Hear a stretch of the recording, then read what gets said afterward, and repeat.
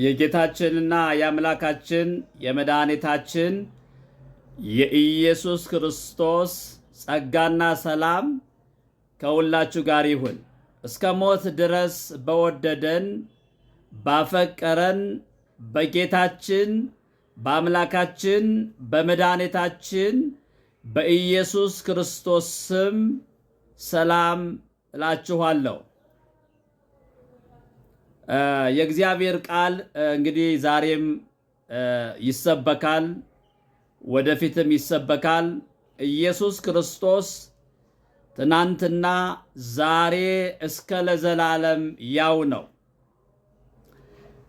እንደምታውቁት በመስቀል ላይ ተሰቅሎ ያዳነን ኢየሱስ ክርስቶስ ብቻ እንደሆነ የነፍሳችን ቤዛ ኢየሱስ ክርስቶስ ብቻ እንደሆነ የሰው ልጆች መድኃኒት ሆኖ የመጣ የኃጢአት መድኃኒት፣ የእርግማን መድኃኒት፣ የሞት መድኃኒት፣ የበሽታ መድኃኒት ሆኖ የመጣው ጌታችንና አምላካችን መድኃኒታችን ኢየሱስ ክርስቶስ ብቻ ነው። ሐዋርያው ጴጥሮስ መዳን በሌላ በማንም የለም፣ መዳን ከኃጢአት መዳን በሌላ በማንም የለም፣ እንድንበት ዘንድ ከሰማይ በታች የተሰጠ ስም ሌላ ስም የለም ይላል የሐዋርያት ሥራ ምዕራፍ 4 ቁጥር 12 ላይ።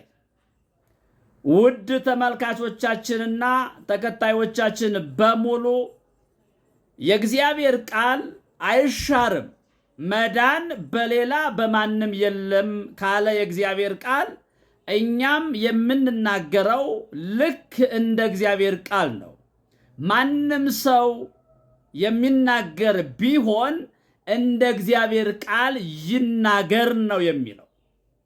ማንም ሰው የሚናገር ቢሆን እንደ እግዚአብሔር ቃል ይናገር። ዛሬ እንደ እግዚአብሔር ቃል እኔም እናገራለሁ።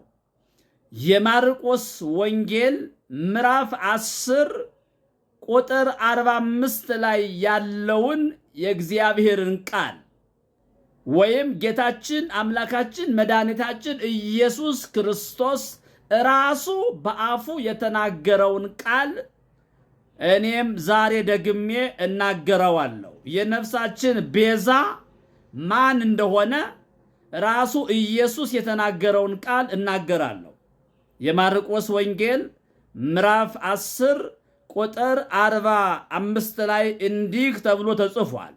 የሰው ልጅም ሊያገለግልና ነፍሱን ስለ ብዙዎች ቤዛ ሊሰጥ እንጂ እንዲያገለግሉት አልመጣምና ይላል። አያችሁ፣ ነፍሱን ለብዙዎች ቤዛ አድርጎ የሰጠ ኢየሱስ ክርስቶስ ብቻ ነው። ስለ ሰው ልጆች የሞተ ማንም የለም። እግዚአብሔር አንድያ ልጁን ኢየሱስ ክርስቶስን እስኪሰጥ ድረስ ዓለሙን እንዲሁ ወዷልና። ዓለም የዳነው በልጁ በኢየሱስ ክርስቶስ ነው እንጂ የዳነው በፍጡር አይደለም። ዓለም የዳነው በማን ነው? የዮሐንስ ወንጌል ምዕራፍ 3 ቁጥር 16 ላይ መመልከት ትችላላችሁ። ውድ ተመልካቾቻችንና ተከታዮቻችን የዮሐንስ ወንጌል ምዕራፍ 3 ቁጥር 16 ላይ በእርሱ የሚያምን ሁሉ የዘላለም ሕይወት እንዲኖረው ነው እንጂ እንዳይጠፋ እግዚአብሔር አንድያ ልጁን እስኪሰጥ ድረስ ዓለሙን እንዲሁ ወዷልና። ዓለም በልጁ እንዲድን ነው እንጂ በዓለም እንዲፈርድ አላከውምና። ዓለም በማን እንዲድን? በልጁ በኢየሱስ ክርስቶስ እንዲድን ነው እንጂ እንዲፈርድ አላከውምና ይላል። ከቁጥር 14 ጀምሮ ግን ሲናገር እንደዚህ ይላል። በእርሱ ሙሴም በምድረ በዳ እባብን እንደሰቀለ እንዲሁ በእርሱ የሚያምን ሁሉ የዘላለም ሕይወት እንዲኖረው ነው እንጂ እንዳይጠፋ የሰው ልጅ ይሰቀል ይገባዋል። የሰው ልጅ የተባለው ኢየሱስ ክርስቶስ ብቻ ነው። የሰው ልጅ ተብሎ የተሰቀለ ስለ ኃጢአታችንን የተሰቀለው ስለ እርግማናችንን የተሰቀለው ጌታችን መድኃኒታችን ኢየሱስ ክርስቶስ ብቻ ነው። ለሰው ልጆች ነፍሱን ቤዛ አድርጎ የሰጠ አንድ ነው። አስተውሉ። ምክንያቱም ማንም ሰው የሚናገር ቢሆን እንደ እግዚአብሔር ቃል ይናገር ተብሎ ተጽፏላ። ስብከታችን፣ አገልግሎታችን እንደ እግዚአብሔር ቃል ሊሆን ይገባዋል። ከኢየሱስ ክርስቶስ በቀር ሌላ የተሰቀለ ሌላ ቤዛ ሊሆን የሚችል ሌላ አዳኝ የሚሆን የለም ነው የሚለው መጽሐፍ ቅዱስ።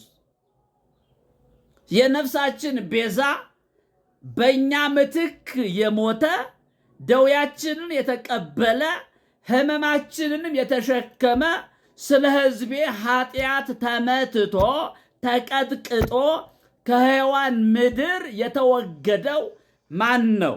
አንድ ነው። እርሱም ኢየሱስ ክርስቶስ ነው። ዓለም የዳነው በኢየሱስ ክርስቶስ ብቻ ነው። ከማንኛውም አይነት ኃጢአት የዳን ነው በኢየሱስ ክርስቶስ ደም ነው። የጸደቅነው በኢየሱስ ክርስቶስ ደም ነው። የተዋጀነው በኢየሱስ ክርስቶስ ደም ነው። የእግዚአብሔር ቃል እንዲህ ይናገራል።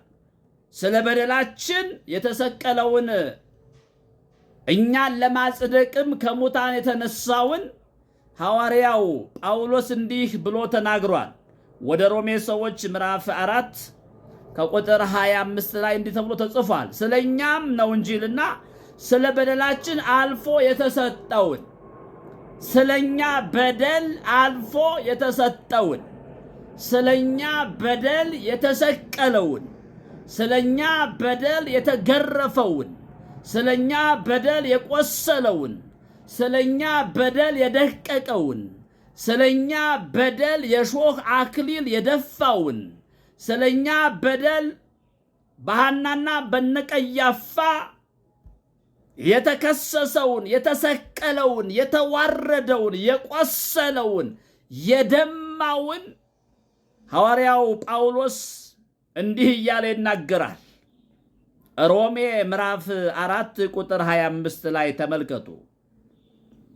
ስለ በደላችን አልፎ የተሰጠውን እኛን ስለ ማጽደቅም የተነሳውን። አየህ፣ የተሰቀለበትን ተናገረ። ስለ በደላችን እንደተሰቀለ ይናገራል። እኛን ለማጽደቅም ከሙታን እንደተነሳ የተነሳውን ጌታችንን ኢየሱስ ክርስቶስን ከሙታን ባስነሳው ለምናምን ለኛ ይቆጠርልን ዘንድ ነው ይላል። ነቢዩ ኢሳይያስም እንደዚሁ ተናግሯል። ነቢዩ ኢሳይያስም በእውነት ደዌያችንን ተቀበለ ነው የሚለው። የተናቀ የሕማም ሰው ኢየሱስ ክርስቶስ ብቻ ነው። ኢሳይያስ 53 ቁጥር 4 ላይ ተመልከቱ። ወደ ሮሜ ሰዎች ምዕራፍ 4 ቁጥር 25ን ተመልከቱ። የማርቆስ ወንጌል ምዕራፍ 10 ቁጥር 45ን ተመልከቱ። መጽሐፍ ቅዱስ አይዋሽም። የእግዚአብሔር ቃል አይዋሽም። ስለ ነፍሳችን ቤዛ ማን ነው? የነፍሳችን ቤዛ ኢየሱስ ክርስቶስ ብቻ ነው። ስለ ነፍሳችን የሞተ ማንም የለም። ማንም የቆሰለ የለም። ማንም ዕዳችንን የተሸከመ የለም። ማንም የነፍስ ቤዛ እኔ ሆናለሁ ብሎ በእኛ ምትክ የሞተ የተገረፈ የቆሰለ የሾህ አክሊል የደፋ ጎንን በጦር የተወጋ ማንም የለም።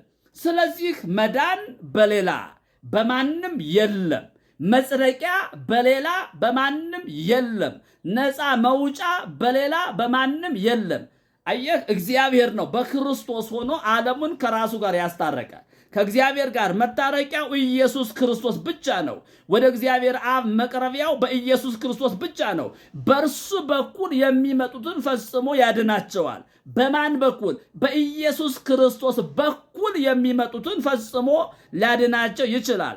በሌላ በማንም በኩል የሚመጣውን እግዚአብሔር አይቀበልም። እግዚአብሔር የሚቀበለው በኢየሱስ ክርስቶስ በኩል የሚመጡትን ነው።